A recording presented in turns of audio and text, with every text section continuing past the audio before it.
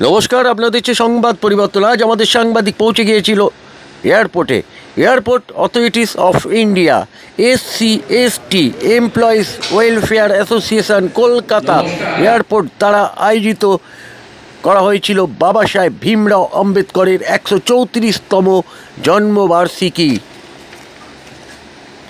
Basudeb Mondal regional secretary পূর্বক্ষেত্র এবং সজল Kumar Mallick secretary NSCBI যেভাবে ওনাদের উদ্যোগে বাবা সাহেব ভীমরাও আম্বেদকরের 134তম জন্মবার্ষিকী পালিত হলো তা নজর কাড়া ঘটনা। বিভিন্ন সংগঠনের লোক সেখানে উপস্থিত ছিলেন এবং পদাধিকারীরা সেখানে উপস্থিত থেকে মঞ্চ আলোকিত করেছিলেন।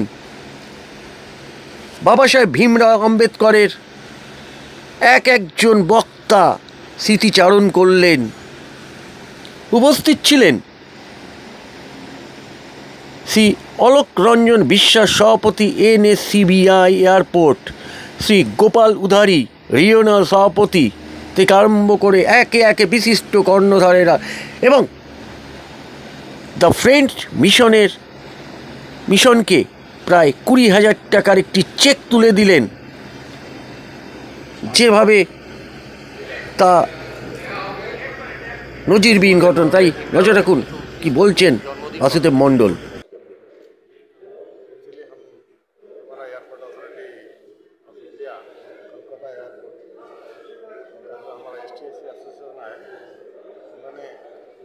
यादगार करने के लिए आज सभा आए।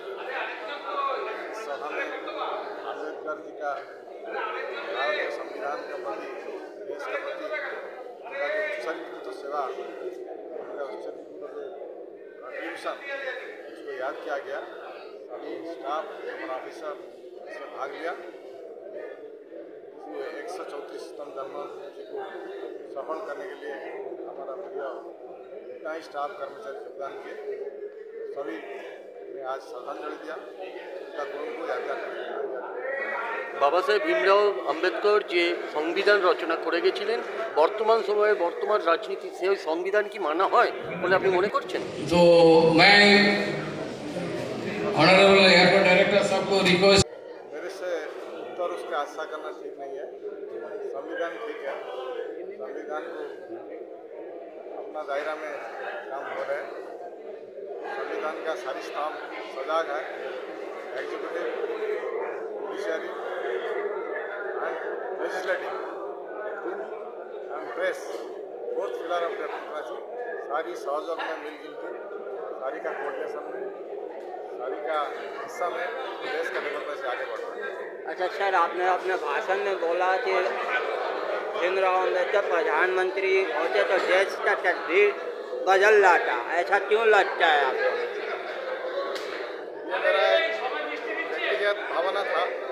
ये महानुभाव के लिए उनको मैं अपना दृष्टि में लिखा था।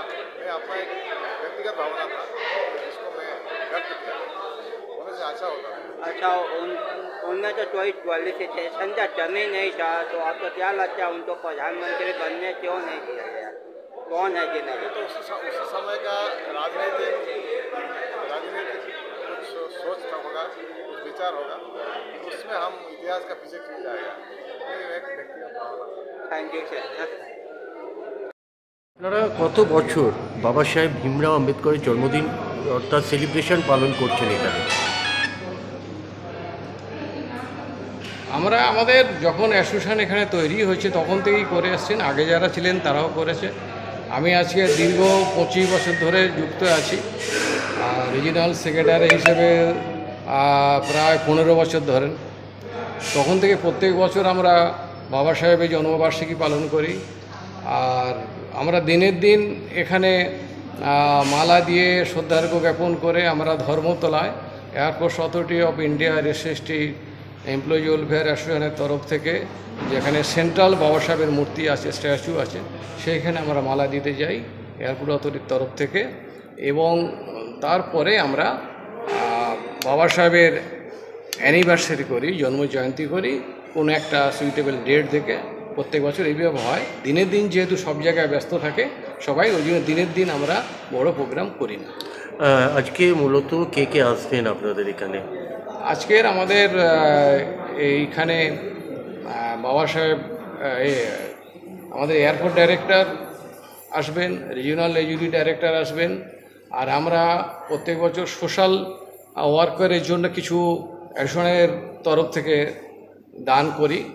গত বছর একটা সংস্থাকে দিয়েছিলাম আমরা, যারা রাস্তায় ফুটপাতে থাকা ছেলে মেয়েদের খাওয়া দাওয়া পড়াশোনা দেখভাল করে। এবছর আমরা দুর্গানগর যে মিশন আছেন একটা এখানে, বঙ্কিমবাবুর চালান, ওখানে দুস্থ গরিব ছেলে মেয়েদের হোস্টেল আছে, সেখানে খুবই কম পয়সা, অনেকের বিনা পয়সায় থাকা খাওয়া পড়াশোনার ব্যবস্থা আছে।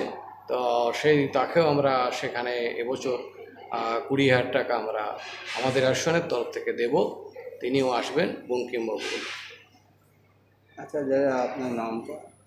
আমার নাম Basudev Mondal, regional secretary, airport authority of India SST employees welfare association, Kolkata airport. Thank you. Baba Saheb Bhimrao আম্বেদকরের আজকে আপনারা জন্মদিন পালন করেন, কি মনে করছেন বর্তমান সমাজে দাঁড়িয়ে বাবা সাহেব আম্বেদকর যে সংবিধান রচনা করেছিল, আজকে কি সেই সংবিধান নিয়ে খেলা চলছে? কি মনে করছেন আপনি? নমস্কার, আপনাদের টিভি চ্যানেলকে ধন্যবাদ। প্রথম কথা আপনাকে একটু সংশোধন করে দিই। জন্মদিন করছি না, জন্ম জয়ন্তী পালন করছি। আর জন্মদিন হলে 135 হতো, আর জন্ম জয়ন্তী বলে এটা 134। আপনারা ফ্লেক্সে দেখতেই পাচ্ছেন। বাবা সাহেবের সংবিধানকে ধর্ষণ করে এমন জায়গায় সংবিধানকে নিয়ে আসা হয়েছে যেখানে যাতে সংবিধানের প্রয়োজনীয়তা না, এরকম একটা জায়গায় পৌঁছেছে। যতদিন বাবা সাহেবের তৈরি এই সংবিধান ছিল না, মানে দেশ স্বাধীন হয়নি, ততদিন পর্যন্ত ভারতবর্ষের কি সংবিধান ছিল না?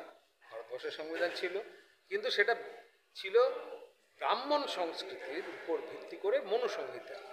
তার মানে আমাদের আইপিসি যেমনি এখন দেখেন ইন্ডিয়ান পেনাল কোড, সেটা ছিল বিপিএল, সেটা হচ্ছে ব্রাহ্মণ পেনাল কোড। ব্রাহ্মণ্যবাদী মনুবাদীদের হাতে গড়া মনুসংহিতায় শূদ্রদের বঞ্চনা, নারীদের বঞ্চনা, শ্রমিকদের বঞ্চনা, এই নিয়ে ছিল মনুসংহিতা। আমার বাবা সাহেব যেদিনকে সুযোগ পেয়েছে, ঠিক যেদিনকে সুযোগ পেয়েছে, আপামর জনগণের জন্য সংবিধান লিখেছে। সবার ন্যায়, সৌভাদ্র এবং জাতপাত ব্যবস্থার বিলোপের জন্য চেষ্টা করেছেন। অথচ যখন ব্রাহ্মণদের আন্ডারে দেশ ছিল, সেই সময়কার ব্রাহ্মণরা কিন্তু নিজের স্বার্থে মনুসংহিতা লিখেছে। আজকের দিনে আমার মেসেজ থাকবে সমস্ত দেশবাসীকে, যদি ঘুমোতে হয় তাহলে এখনই জেগে যাও, না হলে ভয়ঙ্কর বিপদ আসছে। তখন কিন্তু আর ঘুম থেকে আর উঠতে হবে না, কারণ ব্রাহ্মণবাদীরা এবং মনুবাদীরা যে চক্রান্ত করছে, বাবা সাহেবের তৈরি সংবিধান ভেঙে দেওয়ার চেষ্টা করছে, তাহলে কিন্তু পড়শি পাকিস্তান এবং শ্রীলঙ্কা, বাংলাদেশের যে হাল হয়েছে সেই অবস্থাটা হতে পারে যে কোনো সময়, যে কোনো মুহূর্তে।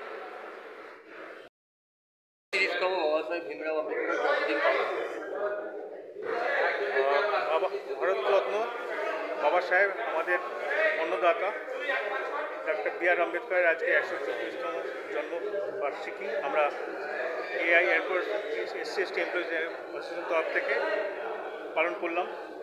আমাদের এখানে আজকে উপস্থিত ছিলেন এয়ারপোর্ট ডিরেক্টর, মহাপ্রবন্ধক বিভিন্ন ডিপার্টমেন্টের, CNS, ATC, finance, project, engineering এবং তার সঙ্গে সঙ্গে আমাদের এখানকার এমপ্লয়িজ।